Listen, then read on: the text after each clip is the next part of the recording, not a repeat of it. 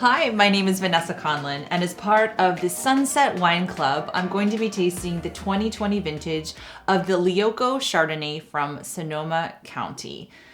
The legend behind the creation of Lioco is that it was a conversation that happened in the alley behind the Beverly Hills restaurant Spago between the current wine director, Kevin O'Connor, and Matt Lickleader, a friend of his who was a wine salesman.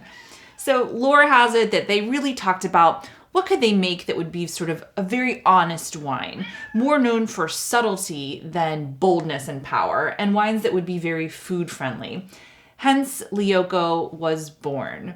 Now, these days, Matt and his wife Sarah run the winery, but they stayed focused to that intent, which is wines that are very honest, very approachable, very food friendly, and full of subtlety and nuance. And because of that, this is a wine that you'll find on many restaurant lists, including many Michelin restaurants, because it's very food friendly and very easy to pair for sommeliers because of that honesty. So we're talking Chardonnay here. It's from a couple different sites within Sonoma County. Chardonnay is known as the winemaker's grape, and that's because as a variety, in and of itself, it's not an overly aromatic variety. There are varieties like Riesling or Sauvignon Blanc or Gewürztraminer that will jump right out at you at the glass. This one is able to kind of showcase the winemaker's intention. It's almost like a blank palette for an artist that can showcase where it's from, but also what has happened in the winery. And I'll talk a little bit about that in terms of what's in this glass when we get to tasting. So let's take a look at this. It's sort of just a pale lemon in the glass. We'll swirl it around.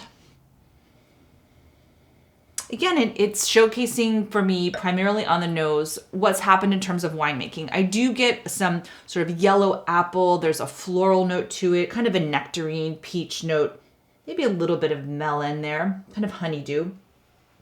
But I'm picking up a little bit of something that's called malolactic fermentation. So as I mentioned, Chardonnay is a variety that can showcase winemaking.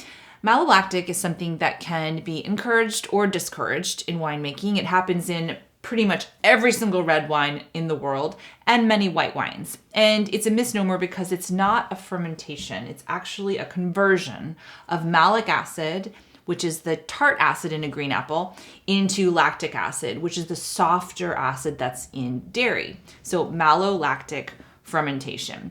This is a conversion, as I mentioned. It's completed by lactic acid bacteria, and it takes that malic acid, and through its conversion, it sort of softens the edges. So you'll get a wine that can still have a very fresh acidity, but it almost has a sort of softened edge to it. As if you're an artist and you kind of rub the side of the paint to kind of blur it just a little bit.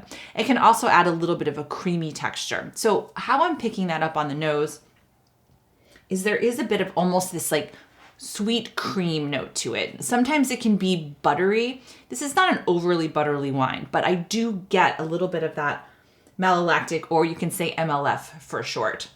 One thing I'm not getting on the nose of this wine is much oak, if any at all. So again, we're talking wines of subtlety. So this wine was fermented and aged primarily all in stainless steel. A small amount of it went into a little bit of oak barrels, but they were neutral. They were not new.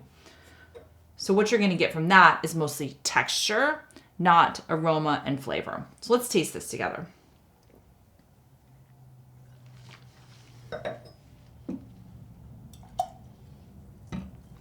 Nice freshness to it.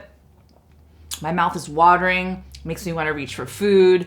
I get again kind of that peach, nectarine, yellow apple. It's called this sort of medium minus in body. Still not picking up any oak, which makes sense. And it just kind of makes me think of things like roast chicken, vegetables. This could go great with a charcuterie board.